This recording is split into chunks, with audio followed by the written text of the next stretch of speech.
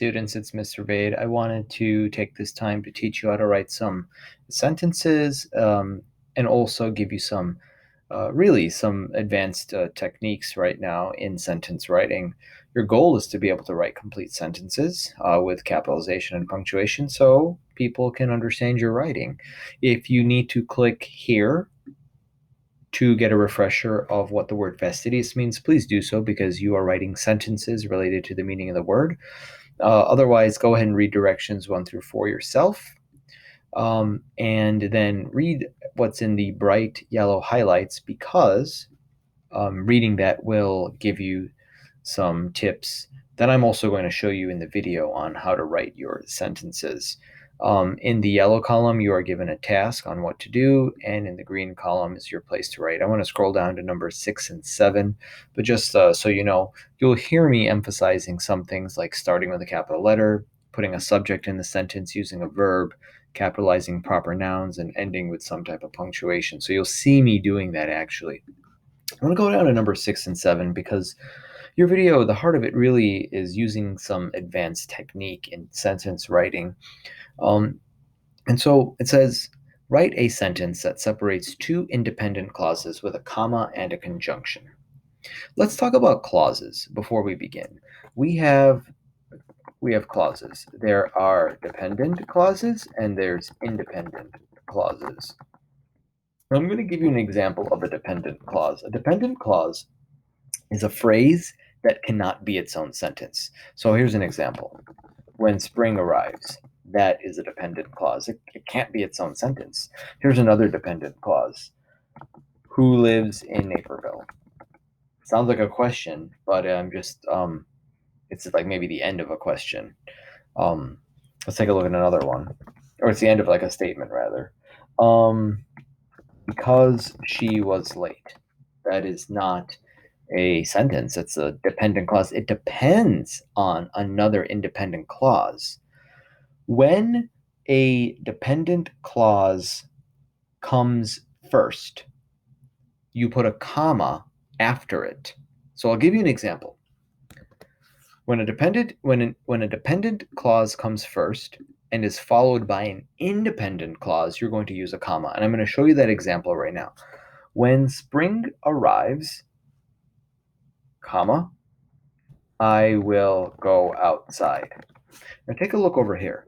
The I will go outside, that is an independent clause. It can be a sentence. It has a subject, I. It has a verb, will, and then go. This will is the linking verb. Go is actually the verb. Go outside. It has an object. I will go outside. This one, who lives in Naperville? I can see this would not work. I'll give you, this actually ends a statement. If I wrote something like this, I met Tom, who lives in Naperville. I would not put a period or a comma to separate this because you only put a comma between these two clauses when the dependent one comes first. When spring arrives is the dependent one. It can't be a sentence by itself. I will go outside is the independent one. It can stand by itself and be a sentence by itself. I met Tom who lives in Naperville. This is wrong. I met Tom, comma, who lives in Naperville. No. And so you did because I met Tom is independent. And dependent comes second in this case. If the dependent clause comes first, that's when you put the comma. In this case, you don't put a comma. I met Tom who lives in Naperville. Now look at this next one. Because she was late. Well, that's not a sentence. It's a dependent clause. But I'm going to add an independent clause after it. Because she was late, comma. The teacher, this is a subject, the teacher. Now we've got the subject of the sentence. Asked, that's the verb of the sentence. Her to stay after class to talk. So in this case, because she was late comes first, that's a dependent clause. I can put a comma here and connect it to the independent clause. This actually can be a sentence itself. The teacher asked her to stay after class to talk. It has a subject, teacher, has a verb, asked. Okay, and then it finishes with some other things we'll talk about later, like direct and indirect objects. So this is just writing with clauses. You've got dependent, those are phrases that cannot be sentences. Independent clauses can be sentences. I also want you to learn to combine two independent clauses with a comma and a conjunction. And this is the last thing I'm going to show you in this lesson. So I'm going to go down over here and I'm going to combine two independent clauses. So for example, I'll write something like Sarah feels sleepy. So this actually could be a sentence. Sarah feels sleepy. But it's not the end of the sentence. I'm going to add something to it. Sarah feels sleepy. The other clause I'm going to add is this. She went to bed. So I've got these two independent clauses, and I want to join both of these two independent clauses together. There's a rule you have to follow.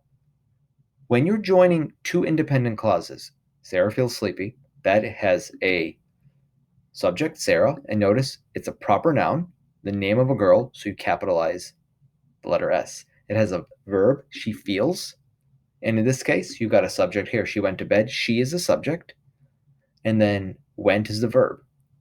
Okay? But I'm going to combine these.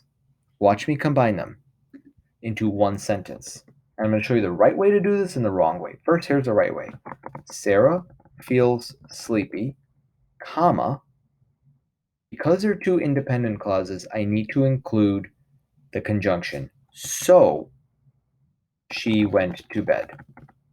Now notice, starting with a capital to begin my sentence, it's a proper noun anyway, so it has to be capitalized, ending with a period, and using this comma and conjunction. The wrong way to do this, I'm going to show you the wrong way now. The wrong way to do this, I'm going to highlight it in kind of this orange color. Sarah feels sleepy, comma, she went to bed. This is called a comma splice. When you can connect or join two independent clauses with a comma, but you do not add the conjunction. Splice means to join. I don't want you to include splices in your writing. So you have to use this conjunction. Sarah feels sleepy, comma, so she went to bed. You can even use a different conjunction, and she went to bed.